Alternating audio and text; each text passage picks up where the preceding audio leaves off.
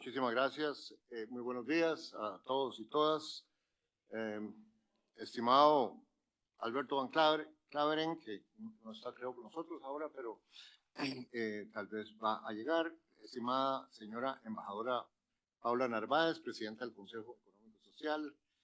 Estimado señor Alejandro Solano, viceministro de Relaciones Exteriores de Costa Rica. Estimado señor embajador Furí. Estimados y estimadas representantes de los países miembros del ECOSOC y de la CEPAL, colegas del Sistema de Naciones Unidas, amigos y amigas. Me siento muy afortunado, junto con todos mis colegas de la CEPAL, de poder celebrar con ustedes el 75 aniversario de esta Comisión Económica en el contexto de esta reunión del ECOSOC. Como saben, la Comisión Económica para América Latina y el Caribe fue establecida el 25 de febrero de 1948 mediante la resolución 106.6 del sexto periodo de sesiones del ECOSOC. La idea fue de don Hernán Santa Cruz, abogado y diplomático chileno, quien se desempeñaba en ese momento como embajador de Chile ante Naciones Unidas, y quien con gran visión de futuro presentó y negoció exitosamente un proyecto de resolución para crear una Comisión Económica para América Latina. Nació así la CEPAL para colaborar con los gobiernos latinoamericanos en el desarrollo económico de sus países, en el mejoramiento del nivel de vida de sus pueblos y en la ampliación y el fortalecimiento de las relaciones comerciales, tanto dentro como fuera de la región. En noviembre pasado tuvimos el honor de recibir en esta sala al secretario general Antonio Guterres, quien en esa ocasión resaltó la trayectoria e importancia de la CEPAL por su histórico papel de liderazgo intelectual y referente fundamental del pensamiento en materia de desarrollo, en la articulación de políticas de desarrollo sostenible para la región. Y quisiera ahora dedicar unos breves minutos para repasar algunos de los hitos del pensamiento de la CEPAL en esas 7 décadas, que pienso que es algo oportuno y valioso de hacer en esta ocasión. En sus inicios y la década de los 50, la CEPAL promovió el desarrollo latinoamericano a través de políticas de industrialización conducidas por el Estado, como la forma más eficiente de lograr la difusión del progreso técnico en un marco de comercio entre, como se llamó en esos años y décadas, y entró en el pensamiento del desarrollo general entre el centro y la periferia del sistema económico mundial. La industrialización de varios países de la región fue una práctica antes de ser una política, y fue una política antes de ser una teoría. La CEPAL lo que hizo fue fortalecer la política y desarrollar la teoría. El énfasis en la industrialización se justificaba por sus características únicas, al menos en esos años, para promover la adaptación de la tecnología y la difusión del progreso técnico, así como el aumento de la productividad y su apropiación por parte de los países en desarrollo. En los años 60, el mensaje a favor de la industrialización se incorporó un componente adicional, la propuesta de efectuar reformas institucionales, reformas agrarias, fiscales, financieras, entre otras, que se consideraban indispensables para permitir la continuidad y profundización del desarrollo industrial. Pero también en esa década la misma CEPAL elabora algunas críticas a la industrialización por sustitución de importaciones, tal como estaba evolucionando, y enfatiza la importancia de la promoción de exportaciones industriales manufactureras. Y trabaja bastante sobre 2 fenómenos: la alta inflación y la restricción o desequilibrio externo para el desarrollo. Esta es también la década en que la CEPAL contribuye con fuerza a la influyente teoría de la dependencia, que desarrollará aún más su influencia a nivel mundial en la década de los 70. Durante la década de los 70, el pensamiento de la CEPAL avanzó en torno a 2 líneas fundamentales: la naturaleza y dificultades del crecimiento económico y el desarrollo industrial, y la distribución del ingreso.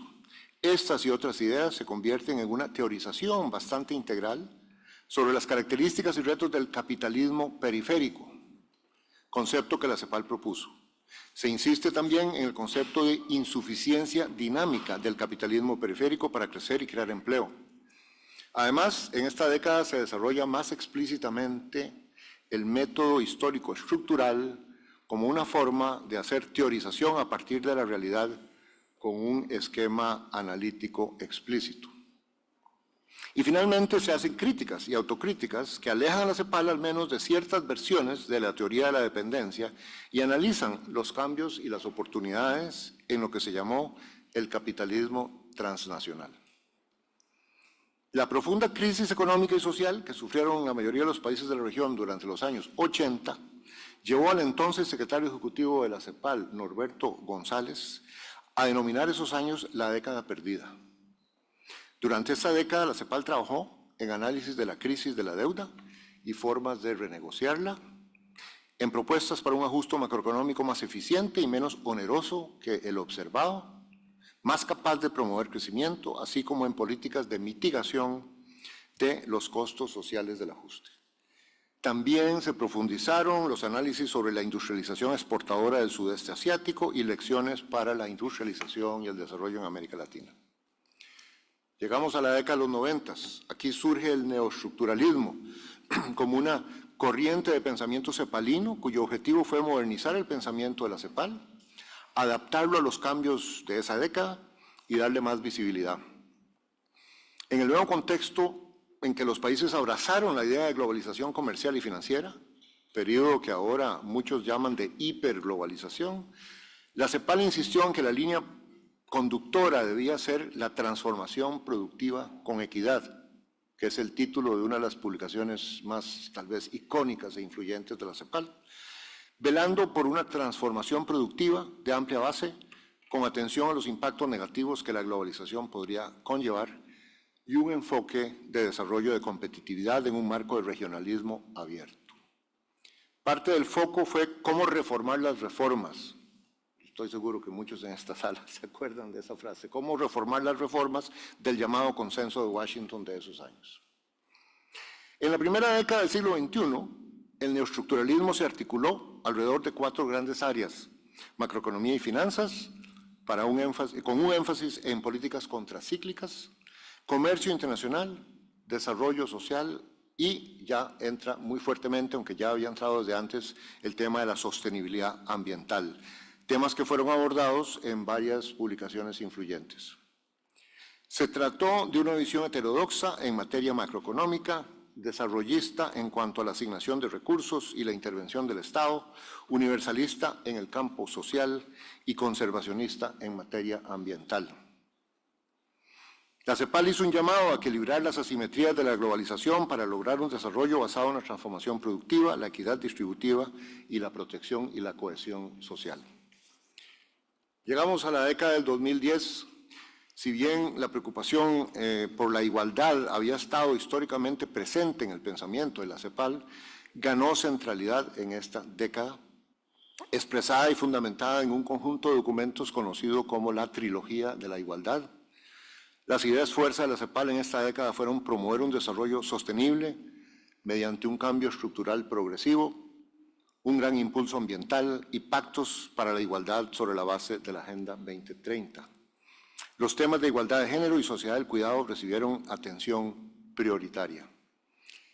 El cambio a la década presente se vio dominada por la cascada de crisis que ha impactado a la región y al mundo a partir de la pandemia del 2020. Estos choques han enfocado mucho nuestra atención en el análisis de los impactos de esta cascada de crisis y en el diálogo entre gobiernos y con los gobiernos y otros actores clave sobre cómo gestionar sus efectos, los efectos de la cascada de choques. También nos ocupa el análisis de los cambios en la globalización, la geopolítica, la revolución tecnológica, el cambio climático y las migraciones, entre otros temas. Desde el punto de vista de los retos del desarrollo y con una mirada de mediano y largo plazo, nuestro diagnóstico actual es que la región se encuentra en una verdadera crisis del desarrollo, como hemos venido diciendo, que se expresa en 3 trampas o síndromes principales. Una trampa de bajo crecimiento. Del 2014 a 2023, la región creció solo a 0.8% en promedio, que es menos de la mitad del 2% al que creció en la década perdida de los 80s. Nuestro mensaje o recomendación al respecto es que es urgente para los países escalar esfuerzos en materia de crecimiento y en particular en políticas de desarrollo productivo. Segundo, una trampa de alta desigualdad.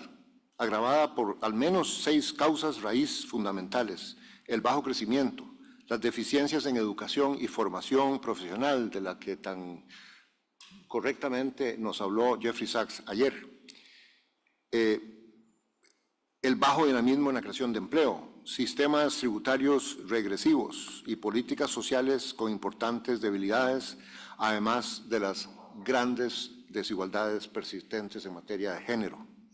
Nuestra recomendación, entonces, es que también es urgente para los países tener una visión integral de estas causas raíz de la desigualdad y de la baja movilidad e inclusión sociales, y actuar de manera integral sobre todas esas palancas, si ustedes quisieran, o sobre todas esas áreas que se refuerzan mutuamente. Y tercero, una trampa de baja capacidad institucional y de gobernanza compleja y débil para enfrentar la magnitud de los retos del desarrollo que caracterizan a la región. Hemos insistido en que no basta con diagnosticar y señalar qué hacer o hacer listas de aspiraciones, sino que hay que poner especial atención en los cómo. Y estamos trabajando más sistemáticamente en cómo mejorar la gobernanza de las políticas públicas, en cómo mejorar lo que estamos llamando las capacidades top, con doble P, de las instituciones, capacidades técnicas, operativas, políticas y prospectivas, así como en los temas de financiamiento. En síntesis, el gran reto de los países de la región en materia de desarrollo hoy día es cómo, a partir del momento presente, avanzar para construir un futuro más productivo, inclusivo y sostenible. Justo los 3 grandes objetivos y áreas de trabajo que incluimos en nuestro lema para el 75 aniversario. ¿Y cómo hacer esto bajo las nuevas condiciones de la geoeconomía y la geopolítica mundiales? En esta construcción hemos identificado 11 grandes transformaciones del modelo de desarrollo, así como una lista de sectores impulsores o dinamizadores para lograr un crecimiento más alto, sostenido, inclusivo y sostenible. Y nos estamos tomando muy en serio estos adjetivos. No es una lista, no es una metáfora. Es que cada una de esas características tiene consecuencias sobre el patrón de desarrollo y consecuencias sobre el tipo de política que es importante que los países instalen.